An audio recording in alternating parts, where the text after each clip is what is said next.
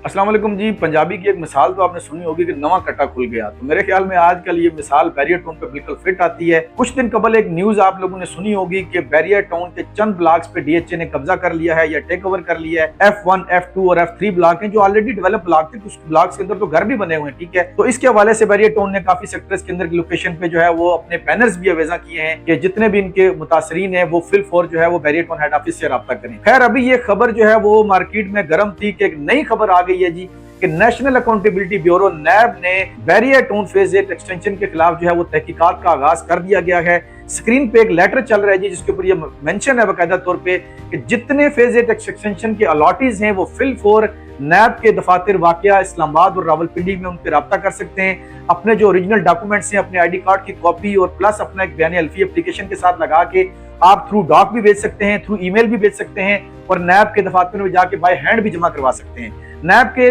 Letter के ऊपर बकायदा ये मेंशन है जी कि जो लोग 30 दिन के अंदर अंदर ये इश्तिहार शाया होने के अंदर रब्ता करेंगे तो उन लोगों को कंपनसेट किया जाएगा या क्लेम दिया जाएगा और इसके बाद आने वाली दरखास्तों को जो है वो कबूल नहीं किया जाएगा। अब होगा क्या जी, नैब आपको वो रकम रिकवर करके देगा जो 2009, 8 या 10 के अंदर जो बुकिंग्स हुई थी जिस टाइम ये फेज 8 एक्सटेंशन लॉन्च हुआ था।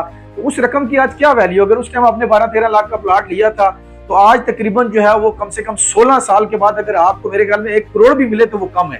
तो ये आपने बताना है कि आप लोगों को प्लॉट मिलना चाहिए या लोगों को जो है वो नैब की तरफ जाना चाहिए, क्योंकि अभी जो मौजूदा हालात बने हुए हैं मेरे ख्याल में नैब के अलावा आपके पास कोई ऑप्शन नहीं है। लेकिन फिर भी आप बैरियर टाउन हेड ऑफिस भी विजिट करें।